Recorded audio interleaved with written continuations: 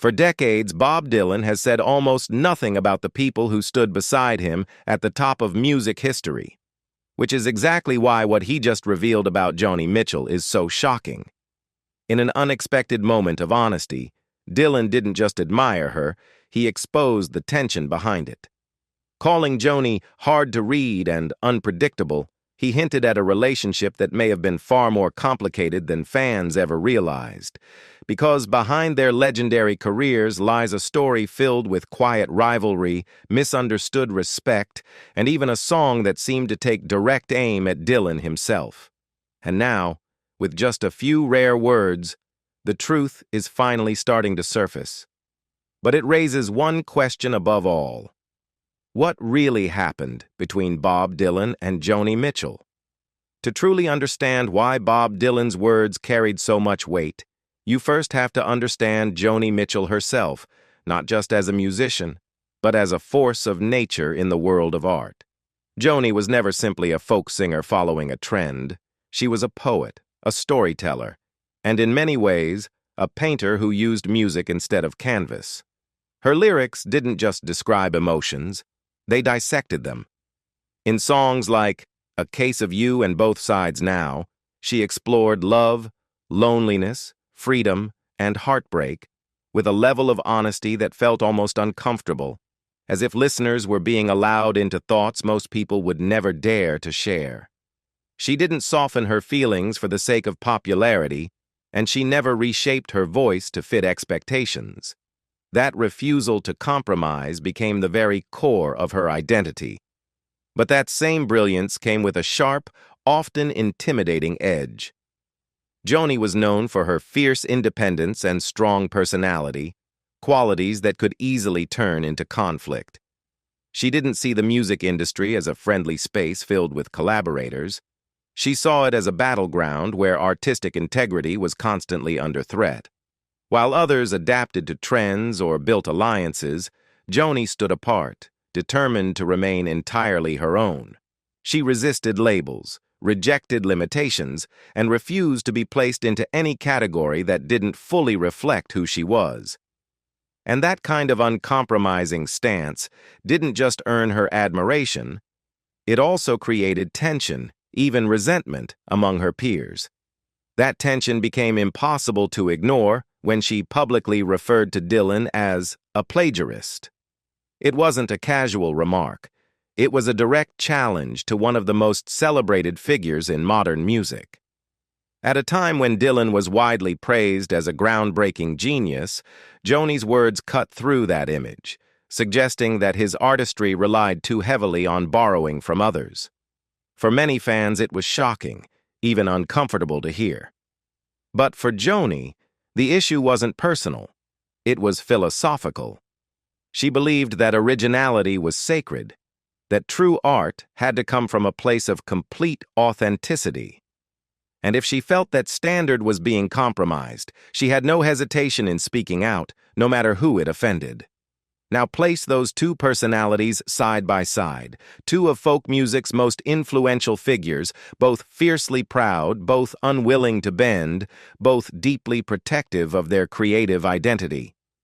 Suddenly, Dylan's later comments start to reveal something much deeper.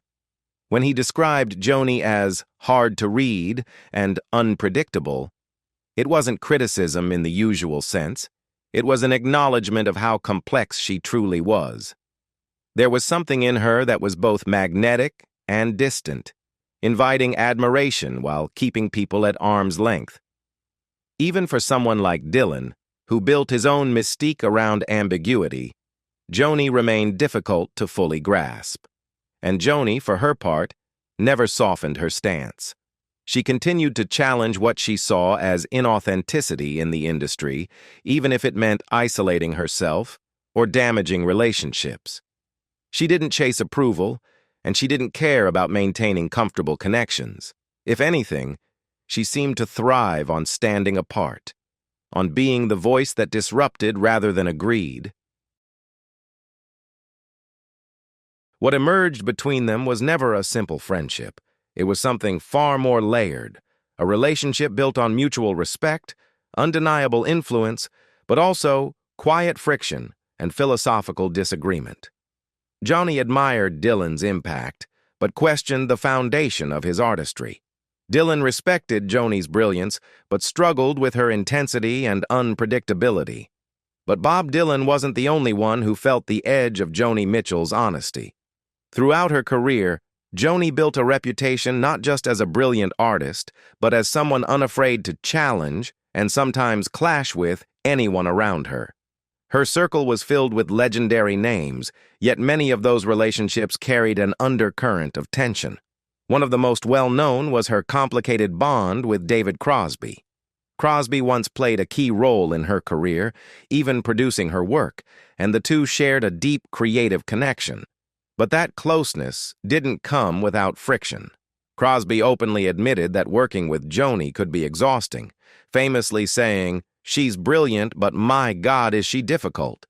Their friendship moved in waves, sometimes supportive, sometimes strained, largely because Joni refused to bend, even for those who believed in her the most. And it didn't stop within the folk world. Joni's views extended into a broader critique of the music industry itself, especially when it came to commercial pop. Her clash with Madonna became symbolic of that divide. When rumors surfaced that Madonna might portray her in a film, Joni dismissed the idea outright, rejecting the notion that a global pop icon could truly understand her life or her art. For Joni, music wasn't a product to be packaged. It was something sacred, deeply personal, almost spiritual. To see it commercialized, even by someone as successful as Madonna, felt like a betrayal of everything she stood for. Then there was her brief but intense relationship with Leonard Cohen. On paper, they seemed perfectly matched, two poetic minds, both masters of introspection. But in reality, their differences ran deep. Joni's emotional intensity and fiery independence clashed with Cohen's quiet, inward melancholy. Their romance, though passionate, was short-lived, and in later years, Joni would speak of him with a mix of warmth and unresolved tension, as if acknowledging that some connections are powerful precisely because they cannot last. Against this backdrop of creative clashes and strong personalities, Dylan's perspective on Joni begins to feel more revealing. In many ways, he recognized something familiar in her. Both of them resisted labels, avoided easy definitions, and placed their art above everything else, even if it meant isolation. When Dylan described Joni as hard to read, it didn't sound like simple criticism. It felt more like recognition, an understanding of what it means to live behind a wall that few people can cross. Yet there was also a fundamental difference between them. Dylan built a kind of myth around himself, carefully controlling what the world could see, shaping an identity that was always just out of reach. Joni, on the other hand, moved in the opposite direction. She stripped herself bare in her music, exposing emotions so raw they could feel almost uncomfortable to witness. Where Dylan hid behind layers, Joni tore them away, and that contrast made her both fascinating and, at times, unsettling, even to someone like him. That unwavering resolve is exactly what cemented Joni Mitchell's legacy, but it's also what quietly set her apart from everyone else around her. She reshaped the music world in her own image, yet somehow never fully belonged to it. To the industry, she was often labeled difficult or temperamental. But to Joni, those labels meant nothing. In her eyes, they were simply the cost of refusing to compromise. While others adapted to fame, softened their edges, and embraced the spotlight, Joni moved in the opposite direction. Her music became more complex, more introspective, drifting into jazz and experimental territory, leaving behind the folk sound that had first made her beloved. And that choice changed everything. The fans who once embraced her so easily began to split. Some admired her courage to evolve, while others longed for the earlier version of Joni, the one they felt they understood. But she never looked back. For her, turning back would have meant betraying herself. "I had to be true to myself, or what was the point?" she once said, a statement that perfectly captured both her strength and the quiet loneliness behind it. Over time, that same uncompromising nature began to thin the circle around her. Relationships grew strained, even with people who deeply respected her talent. David Crosby, for example, never doubted her brilliance, but admitted that being close to Joni could be incredibly challenging. He described her as someone who could be warm and kind one moment and unyielding the next, a paradox that few could fully navigate. She wasn't cold, but she was distant, as if always holding part of herself just out of reach. Unlike many artists who balance connection and competition, Joni seemed to accept isolation as part of her path. In some ways, she even chose it, using solitude as a kind of shield against a world that constantly misunderstood her.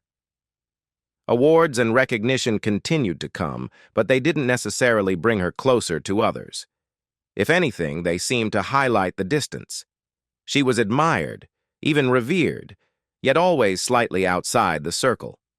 Her life gradually became one she shaped almost entirely on her own terms.